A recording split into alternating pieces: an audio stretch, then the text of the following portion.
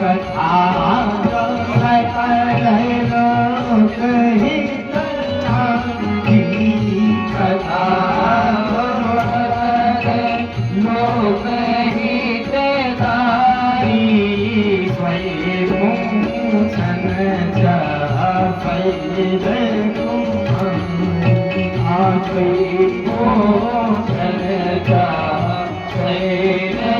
कुमारी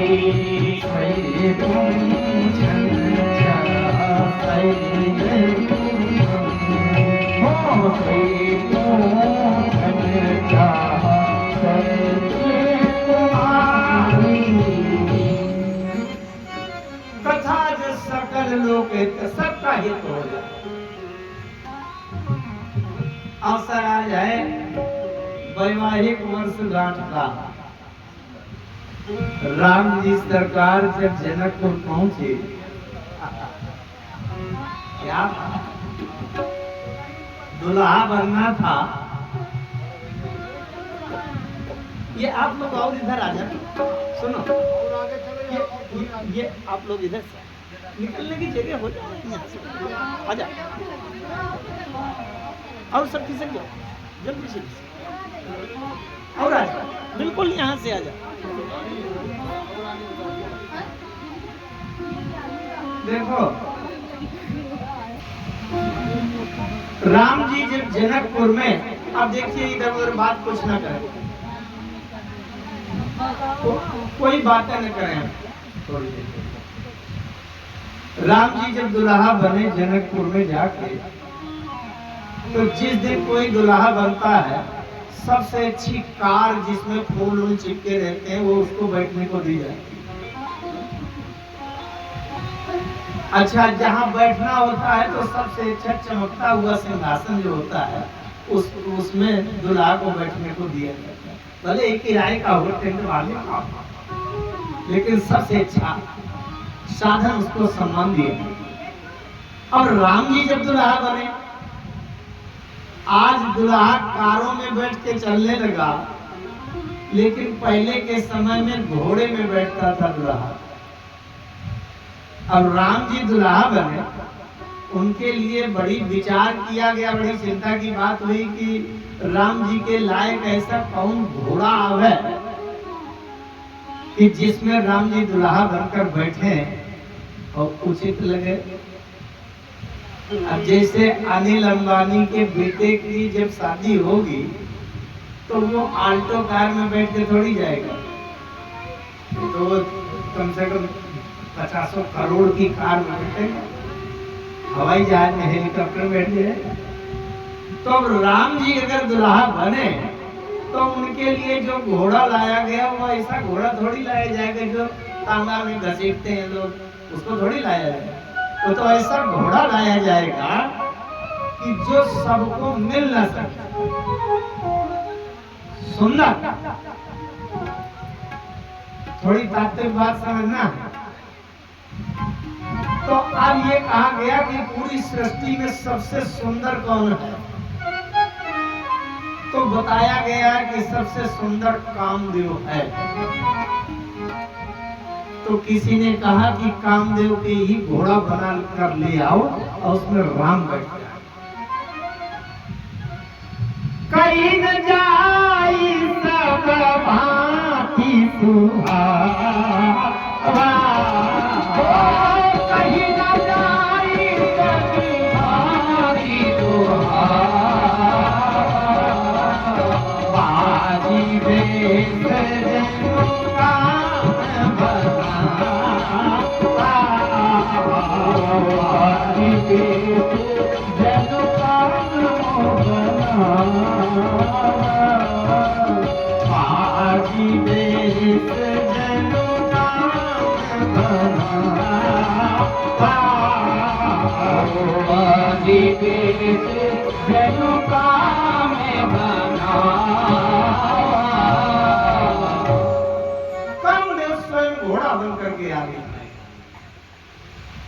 स्वयं घोड़ा बनकर। अब बताइए राम की महिमा आप यहीं से समझ लीजिए पूरे ब्रह्मांड की सृष्टि रचना में सबसे सुंदर होता है कामदेव।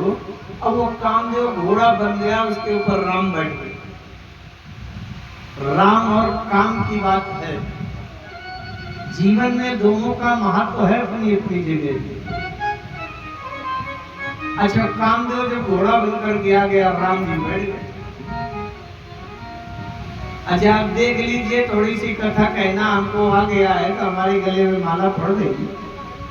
जब रामे जी दुल्हा बन के चलने लगे, कितने लोगों की इच्छा हुई होगी कि राम जी को माला पहना।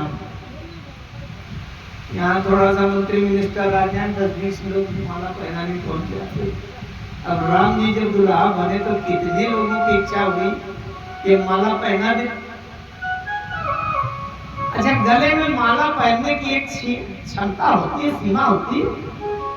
मान लीजिए 500 माला पहना दी जाए तो माला भर रह जाएगी, पहनने वाला गायब हो जाएगा। राम जी के गले में भी यही स्थिति हो गई, हजारों लोग माला लिए खड़े थे पहनाने। राम जी के गले में माला पहना रहे थे।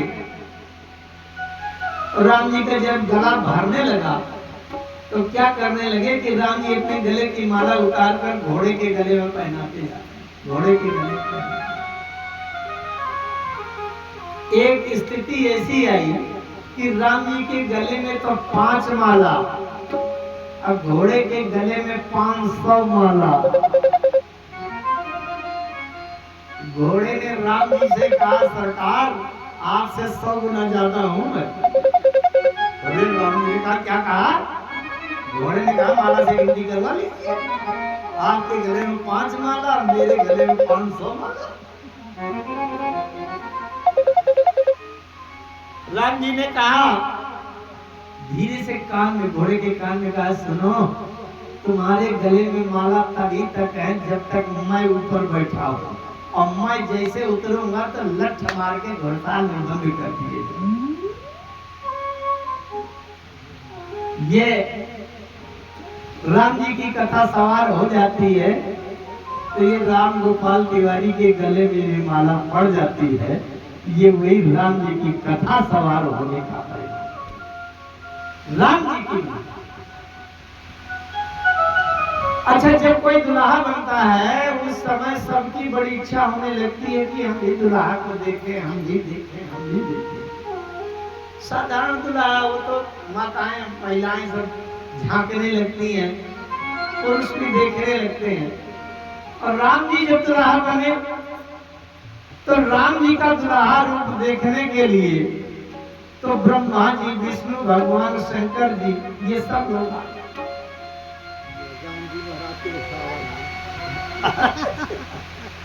राम जी के दुल्हा सरकार के निछावर है हमारे अवधेश जी की तरफ से।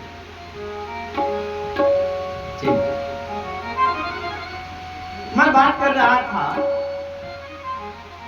ब्रह्मा, विष्णु, महेश, इंद्र, खड़ानंद जी, ये सब आ गए राम जी को देखने के लिए, दुल्हा बने।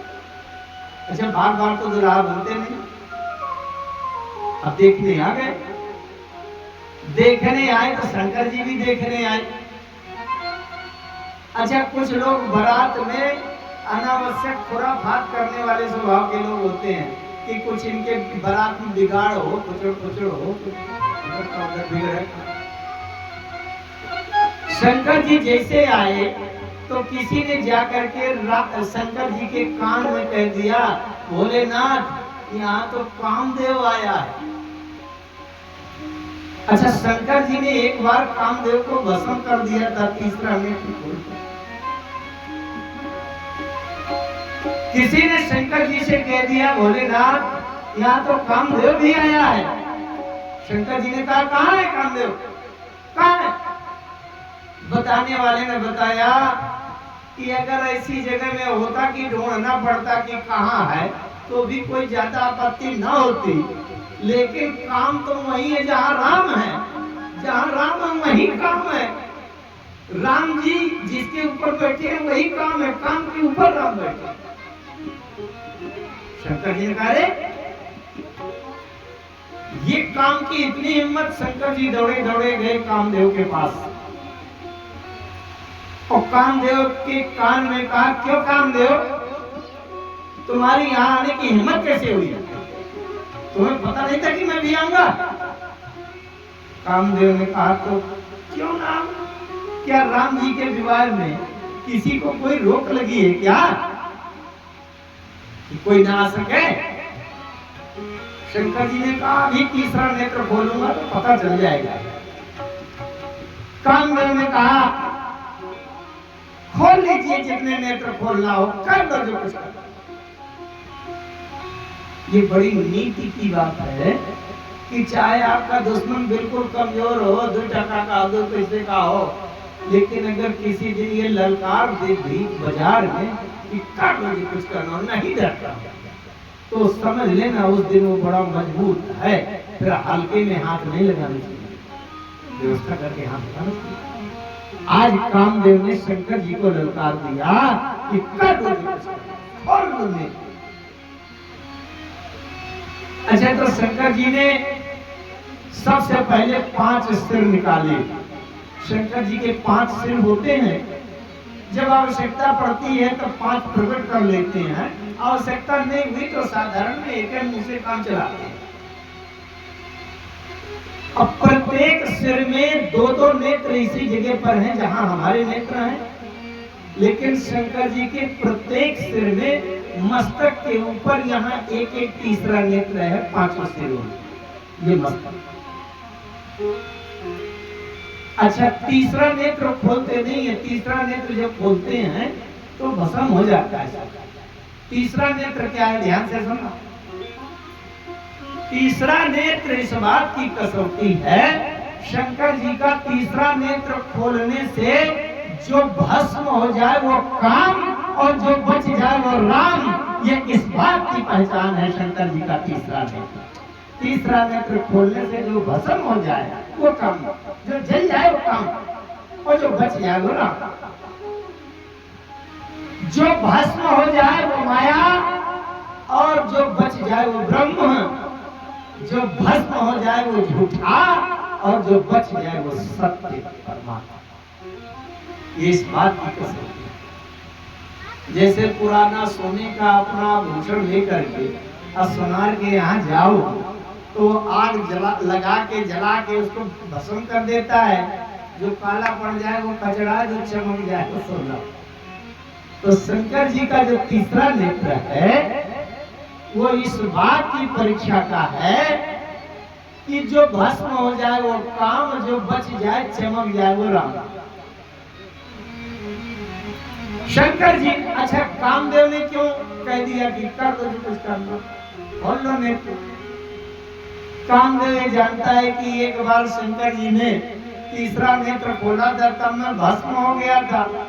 अरे जो एक बार भस्म हो चुका, जल चुका, वो 10 बार 4 बार और जल जाएगा, उसका क्या बिगड़ना। लेकिन कामदेव ने सोचा कि इस समय मेरे ऊपर बैठे हैं राम, और वो भी दुल्हा बने ससुराल के दरवाजे पर, और ऐसे में अगर शंकर जी के तीसरे नेत्र से मैं जल गया और जलकर राख बन गया तो राख के घोड़े में थोड़े सधे रहेंगे राम जी।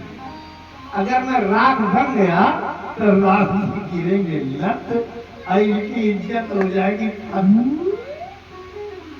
अब इज्जत बिगड़ेगी तो राम जी की बिगड़ेगी।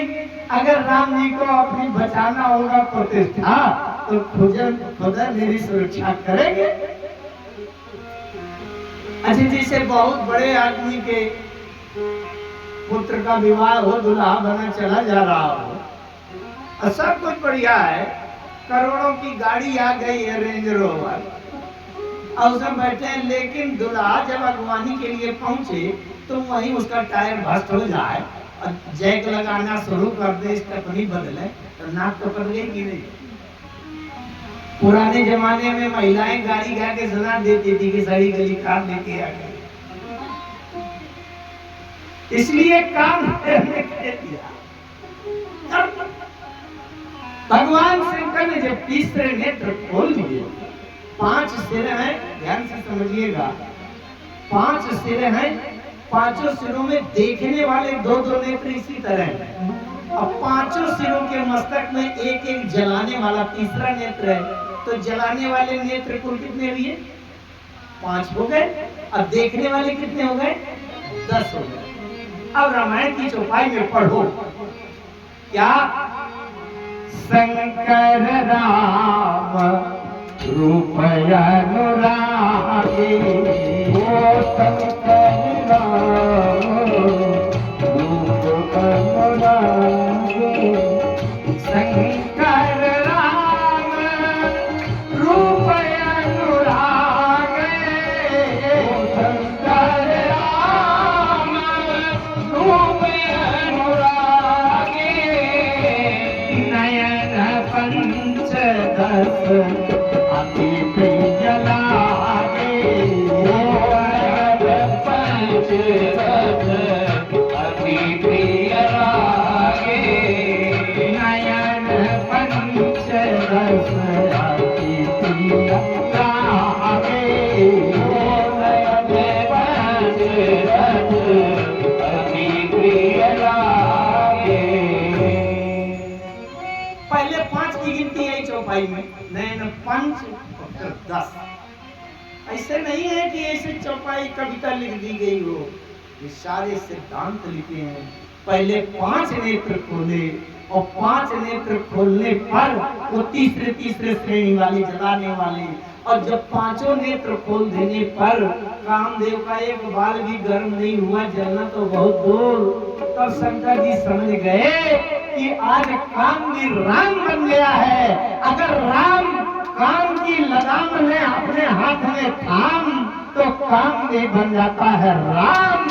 इसलिए शंकर जी ने कहा ये तो देखने लायक हो गया है, इसलिए देखने वाले 10 नेत्र खोल दिए बाद में कि आज काम का भी दर्शन कर।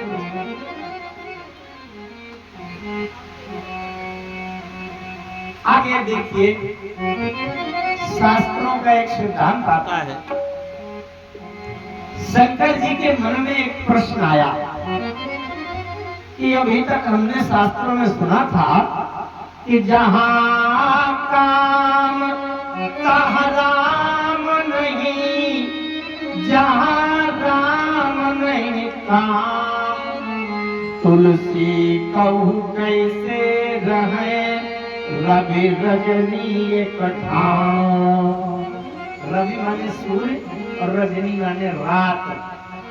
अगर रात के समय सूर्य भगवान को भी बुला के बैठाओ और रात को भी कहो कि तुम भी यहीं रहो, तो दोनों एक साथ नहीं रह सकते।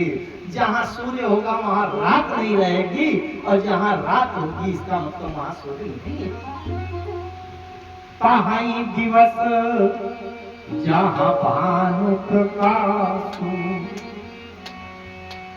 तो ये शंकर जी के मन में प्रश्न पैदा हो गया कि आज तक तो हमने यही सुना था कि जहाँ राम होते हैं वहाँ काम नहीं होता, और जहाँ काम होते हैं वहाँ राम नहीं होता। लेकिन यहाँ तो मैं देख रहा हूँ कि कामे के ऊपर राम बैठे हैं, ये कैसे हो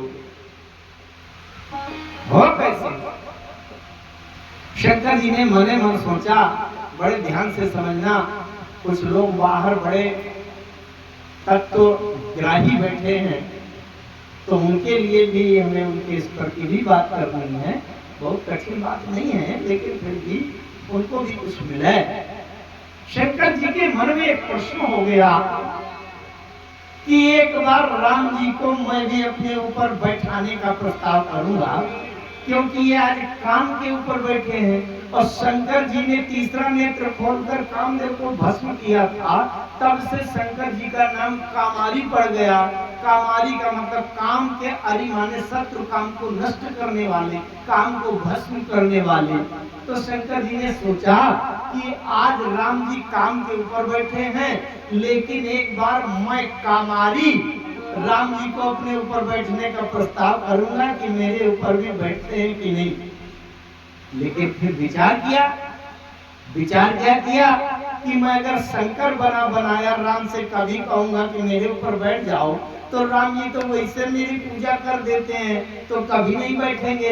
तो जो बात जानने के लिए मैं प्रस्ताव करूंगा उसका तो निष्कर्ष कुछ निकलेगा नहीं, इसलिए शंकर बन करके नहीं, मैं देश बदल के राम जी को अपने ऊपर बैठने का प्रस्ताव करूंगा। बहुत ध्यान से समझिएगा कथा में कहां से कहां मोड़ आ रहा है। क्योंकि राम जी को बैठाने का प्रस्ताव करना था, आज शनिवार है और शनिवार को हनुमान जी की चर्चा भी जरूर होनी चाहिए, तो इसलिए भगवान शंकर ने वेश बदल करके वानर रूप बना लिया। गोस्वामी जी ने लिख दिया, जे ही शरीर रति राम सो स्वयादर सुजान, अरुद्र देह तजिनेह बस वानर हनुमान। अब हनुमान वानर के रूप में, हनुमान जी के रूप में वही शंकर जी बने। शंकर जी का 11वां अवतार रुद्र है हनुमान वानर। मैं आपको प्रसंग में वहां लिए चलता हूँ, विवाह के ये दृश्य भी पूरा कराऊंगा, लेकिन इस प्रसंग के माध्यम से मैं वहां ले चलता हूँ जब सीता जी का हरण हो गया और राम जी लक्ष्मण जी सीता जी को ढूंढते ढूंढते चले।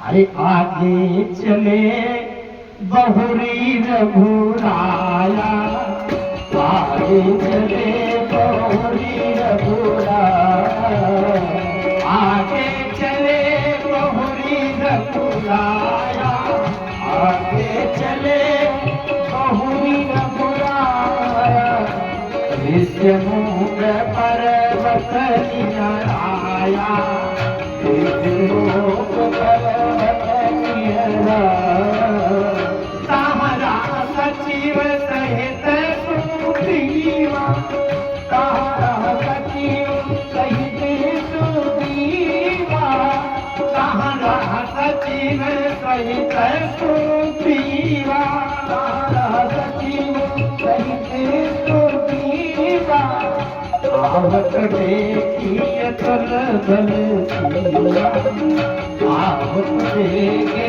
तल बल सीवा, आवत देखे तल बल सीवा।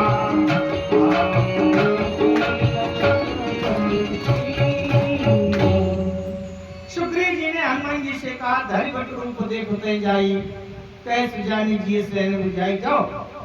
हनुमान जी विप्र रूप धारण करके पहुंच गए, विप्र रूप धरी कपितान देव। पूछने लगे, परिचय हो गया। परिचय का प्रसंग बड़ा लंबा बड़ा गूढ़ है, वो परिचय हो गया। इसके बाद हनुमान जी पहचान लिए, राम जी को चरणों में धन्यवाद प्रणाम किया और हनुमान जी राम जी से एक प्रस्ताव करने लगे कि नाथ शैल पर कपिपति रहाई, ओ नाथ शैल पर कपिपति रहाई, नाथ शैल पर कपिपति रहाई, नाथ शैल पर कपिपति रहाई,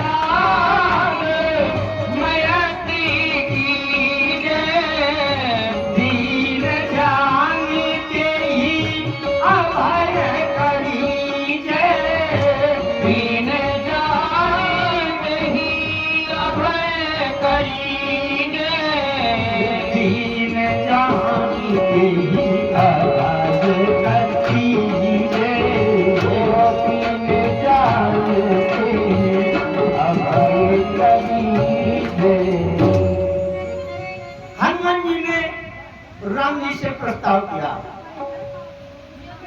प्रभु एक बार व्यवस्था बना, तो थोड़ी देर एकाग्रता से कथा सुनो, तो बात समझ। हनुमान जी ने राम जी से प्रस्ताव किया, सरकार पहाड़ के ऊपर वानर राज सुग्रीव रहते हैं, आज चल करके उनसे मित्रता कर लीजिए, बड़े दीन है बेचारे, अब उनको भय मुक्त कर दीजिए। दीन जानते अभय करिए। अभय माने बड़ा डरपोक है, डर के मारे रहता है, निर्भय कर दीजिए। लक्ष्मण जी को तो ये प्रस्ताव अच्छा नहीं लगा। लक्ष्मण जी ने राम जी से कान में कहा, सरकारी चक्कर छोड़ो, किस किस को दीन को अभय करेंगे, पहले हमारी माता जी सीता जी का पता चल जाए, इस संसार में छोड़ो। राम जी ने कहा, लक्ष्मण बहुत अच्छा अवसर आ गया है, तुमने सबरी मैया की बात पर ध्यान नहीं दिया क्या? जब हमने सबरी मैया से पूछा था कि जनक सुता कई सुधी भामिनी और जाने कहूँ करिवर गामिनी, सबरी जी ने क्या कहा था कि पंपा सरही जाहु रघुराई, पंपा सरही जाहु रघुराई, ये पंपा सरही जाहु रघुराई, पंपा सरही जाहु रघुराई, कहाँ होई सुग्रीव मिताई, कहाँ होई सुग्रीव मिताई, कहाँ होई सुग्रीव मिताई, कहाँ होई सुग्रीव मिताई।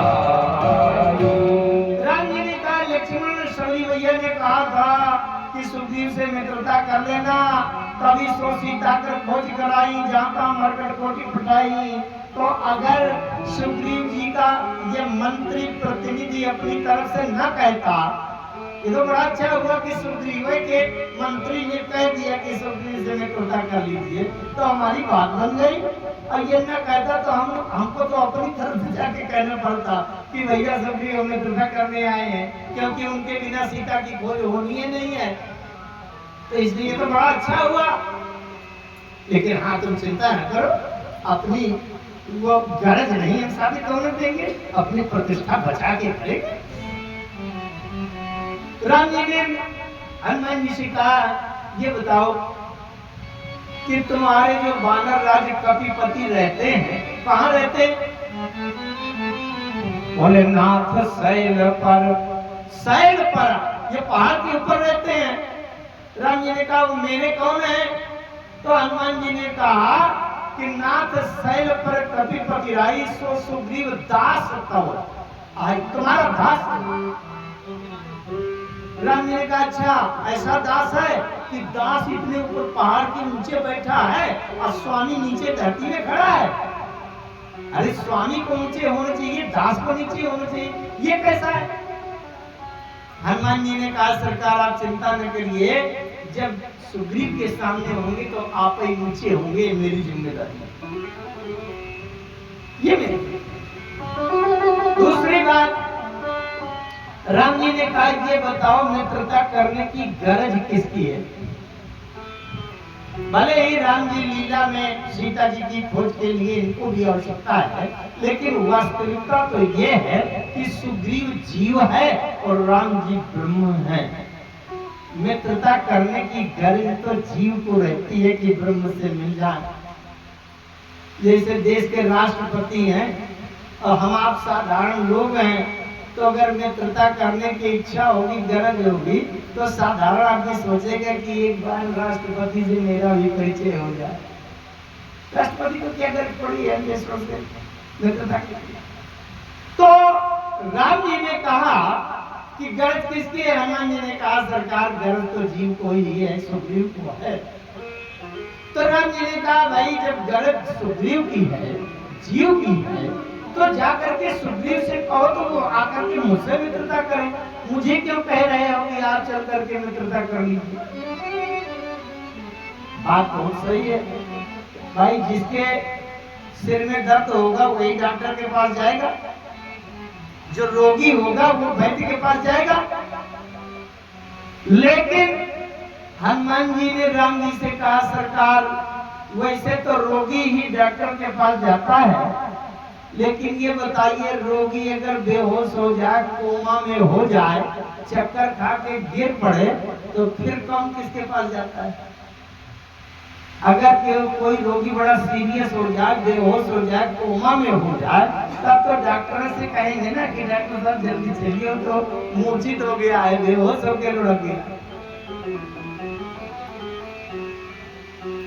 तो इसी प्रकार से जीव जब इतना बेहोश हो जाए, तब तो आप ही को जीव के पास चलना पड़ेगा।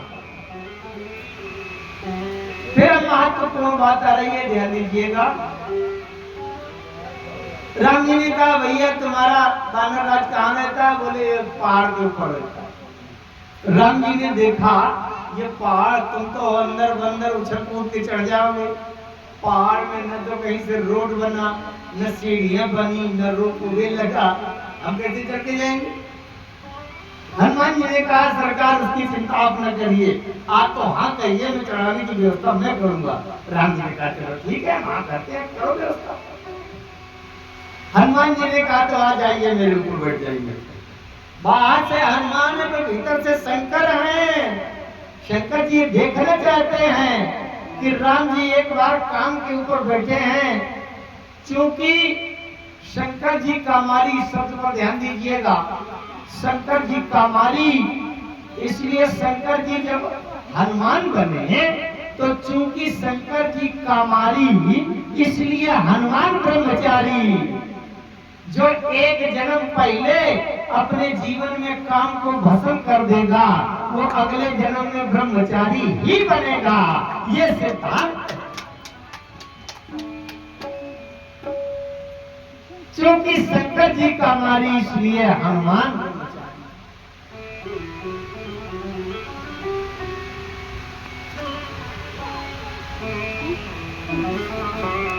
तो अब राम जी ने कहा कि क्या करोगे? तो हनुमान जी ने कहा, जाइए मेरे कंधे पर बैठ जाइए। राम जी ने लक्ष्मण से कहा, लक्ष्मण आ जाओ, हमें क्या परेशानी है? जब बैठाने वाला हिम्मत की है, तो दाहिने कंधे के ऊपर राम जी और बाएं कंधे की तरफ लक्ष्मण जी दोनों बैठ गए। अब हनुमान जी चलने लगे। अच्छा, चलने लगे, बंदर की छलांग, यो जंप करे, पहाड़ चढ़ना, इस डाल से उस चट्टान में, उस चट्टान से उस आगे वाली में, ऐसे। अरे राम जी ने कहा, भैया ऐसा ना उछाल मारो, हम कहीं टपक जाए, डर लगता है। तो हनुमान जी ने कहा, सरकार चुप रहिए, कोई गुंजाइश नहीं है, चढ़ाई में गाड़ी है और एक्सीलेटर कम नहीं हो सकता, नहीं मौसम बिगड़ जाएगा, बाइक मार जाएगी, चली जाएगी। अब बताओ, ओवरलोड गाड़ी है, जहां बंदर अकेले उछलता है, वहां दुई को लादे घूम रहा है, और पहाड़ की चढ़ाई में अधूरे में है, चट्टान से चट्टान उछलना। अरे राम जी ने कहा, भैया डर लग रहा है। हनुमान जी ने कहा, सरकार एक ही उपाय है, चुप रहिए, दूसरा कोई विकल्प नहीं है। राम जी ने कहा, भैया जल्दी बताओ क्या उपाय है? हनुमान जी ने कहा, सुनिए महाराज, अगर आपको गिरने से डर लगता हो तो आप अपना हाथ मेरे सिर में रख करके जोर से पकड़िए, और आप अपना पैर लंबा करिए, मैं आपके पैर पकड़ लूंगा, अब आप मेरा सिर पकड़िए। हनुमान जी ने कहा कि आप मेरे सिर को पकड़िए, और राम जी ने जैसे हनुमान जी के सिर को पकड़ा, हनुमान जी ने कहा, सरकार आपको क्या गिरना है? जिसके सिर पर आपका हाथ हो जाए वो जीव कभी गिरेगा नहीं, उसका कभी पतन नहीं होगा। ये धन्यवाद।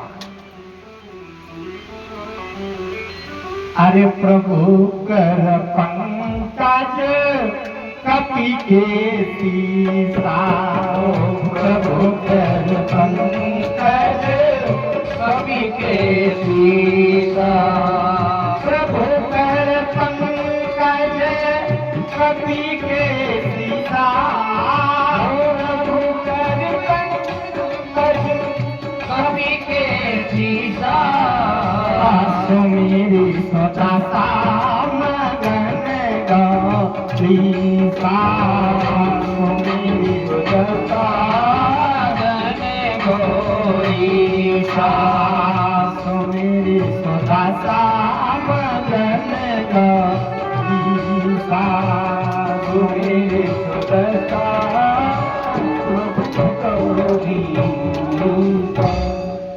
अंदर से शंकर जी मगन हो रहे हैं कि जिसके सिर पर राम का हाथ हो जाए वो धन्य भाग है। देखिए, राम जी का हाथ सिर में रखाने के लिए शंकर जी भी तरसते हैं, प्रयास। हम जैसे जीव तो केवल बात सोच के कल्पना करके अपने को भाग्यशाली मानते हैं। अच्छा, अब जब चलने लगे तो हनुमान जी ने एक बात पूछी राम जी से, सरकार ये बताइए आपके जीवन में कोई नियम हो है कि ऐसे मनमुखी चलते रहते? राम जी ने कहा क्यों, क्या हो गया? अच्छा, बाहर से वो हनुमान है, बंदर है, लेकिन अंदर से तो शंकर है। बाहर से बंदर लेकिन अंदर से शंकर। अब वो अंदर वाले शंकर पूछने लगे राम जी से, सरकार एक बार देखा था तो आप कामदेव के ऊपर बैठे थे, और अगर कामदेव के ऊपर बैठना आपका नियम है तो कम से कम ब्रह्मचारी के ऊपर न बैठिए। अब अगर ब्रह्मचारी के ऊपर बैठते हैं तो काम के ऊपर न बैठते, ये क्या आपका सिद्धांत है? बताइए, कोई नियम तो नहीं है क्या? बहुत ध्यान से सुनिएगा, जीवन का संतुलन क्या है। राम जी कहते हैं, हनुमान, जब मैं जनकपुर में ससुराल में दुल्हा बनकर जाता हूँ तो काम के ऊपर बैठता हूँ, लेकिन जब तपस्या के लिए तीर्थाटन में जाता हूँ तब ब्रह्मचारी के ऊपर बैठता हूँ। ये जीवन का संतुलन। अच्छा, एक बात विचार करिए, मैं कहूंगा थोड़ा समझिएगा उसको आगे तक।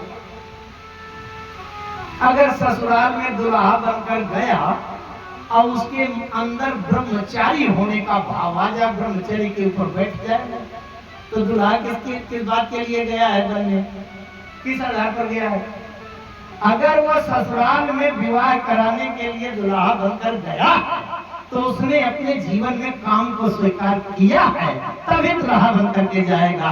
राम जी ने कहा, अगर ससुराल में दुल्हा बनते समय मैं ब्रह्मचारी के ऊपर बैठ जाता तो फिर विवाह का क्या औचित्य रहता, विवाह का क्या मतलब? और जब हम तीर्थ यात्रा में जाएं, चारों धाम में जाएं और वहां हमारे मन में काम वासना आ जाए तो तीर्थाटन बेकार है। इसलिए जब तीर्थ यात्रा में वन में जाता हूँ तब मैं ब्रह्मचारी के ऊपर बैठता हूँ। ब्रह्मचारी का संयम आता है, ये जीवन का संयम। राम जी ने बड़ी अच्छी बात कही।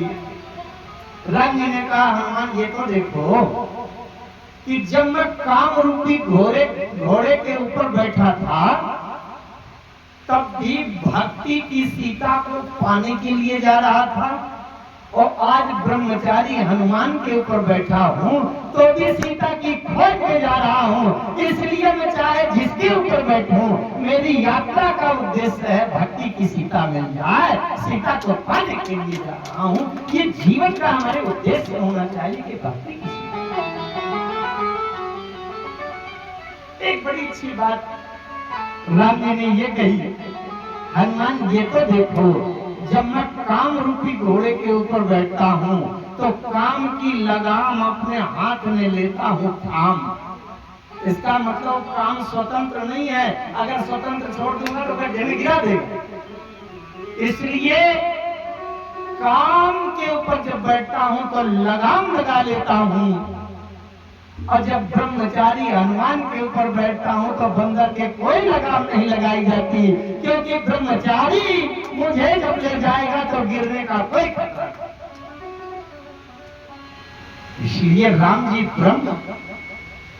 ब्रह्म जब ब्रह्मचारी के ऊपर बैठ करके चलते हैं तो वहां कोई लगाम नियंत्रण नहीं है। ब्रह्मचारी जहां ले जाना चाहे वहीं मैं चला जाता हूँ, लेकिन काम को जहां मैं चाहूंगा वहीं उसको जाना पड़ेगा, लगाम से नियंत्रण। हनुमान जी की बड़ी अच्छी चर्चा चल रही थी। मैं अपने गायक लखन से ये कहूंगा कि हनुमान जी का एक बहुत अच्छा भजन ये गाते हैं। हनुमान जी का भजन सुनावे, फिर राम जी के विवाह की चर्चा संपन्न करें। बोले हनुमान जी महाराज की जय हो। आइए, आज हनुमान जी का पावन दिन भी है, तो सभी लोग मीठी मीठी तालियां बजाते हुए सभी लोग के साथ में गाएंगे। हनुमान जी ने क्या किया है जरा सुनिए इस भजन के माध्यम से, सभी गाइए।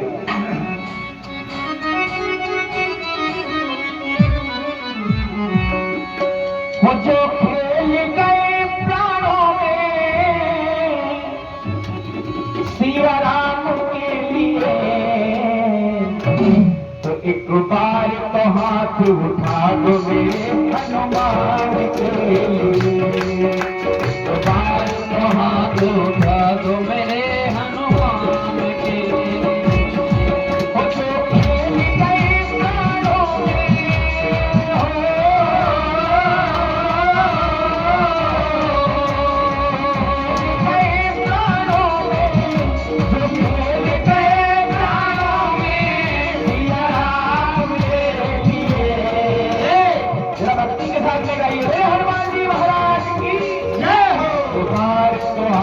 उठा दो मेरे हनुमान के लिए।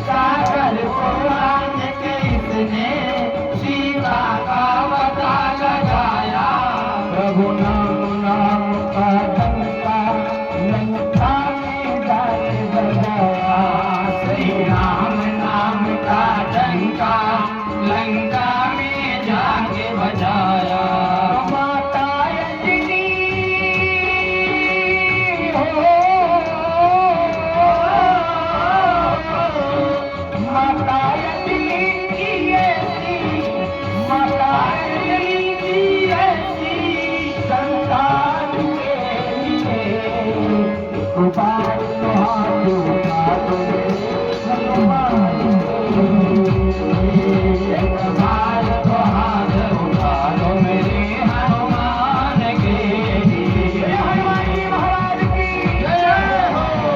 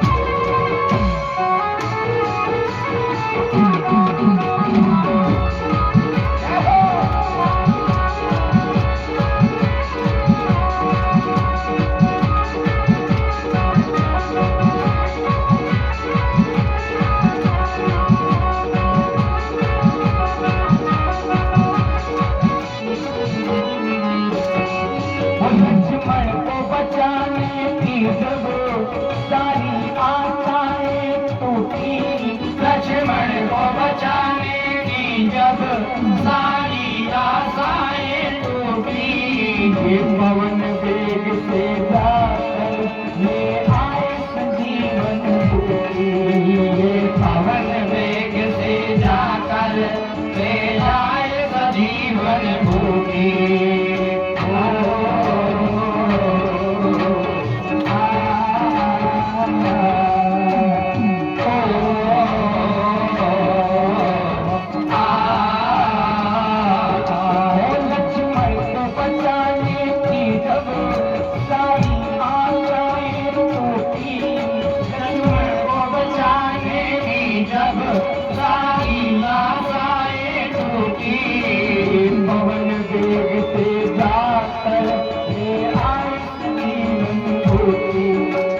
पवन वेग से जाकर ले आए सजीवन भूखी पर्वत को उठाने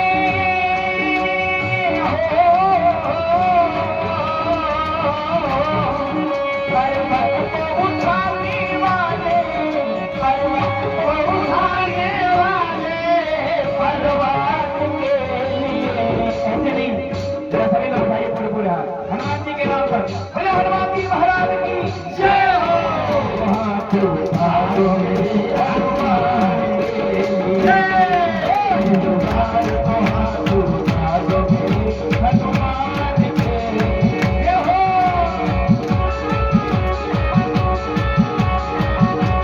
हनुमान जी महाराज की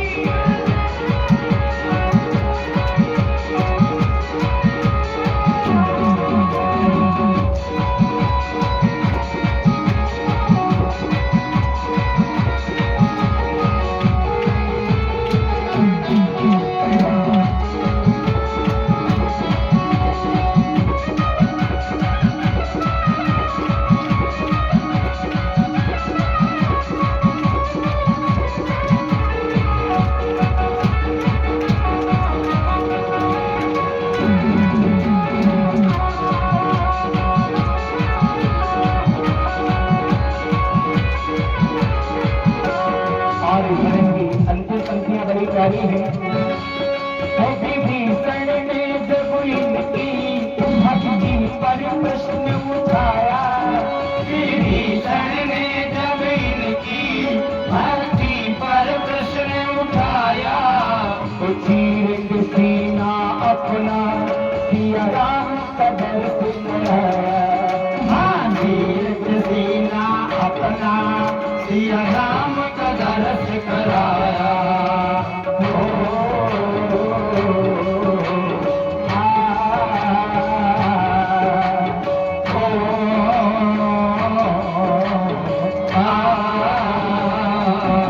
विभीषण ने जब इनकी भक्ति पर प्रश्न उठाया विभीषण ने जब इनकी भक्ति पर प्रश्न उठाया तो चीर के सीना अपना सिया राम का दर्श कराया तो चीर के सीना अपना सिया राम का दर्श कराया परम भक्ति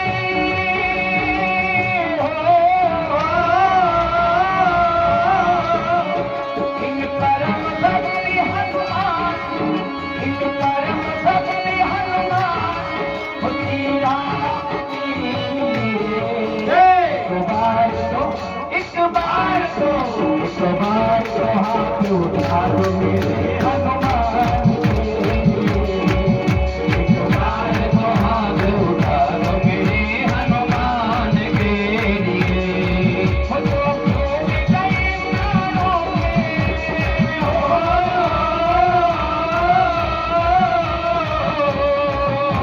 गए प्राणों में तो कोई गए प्राणों में सिया राम के लिए और हमारे पीछे भक्त लोग बैठे हैं जरा आप लोग भी तालियां बजाते गाइए बुलाइए बोले बोले हाथ एक बार तो हाथ उठा दो मेरे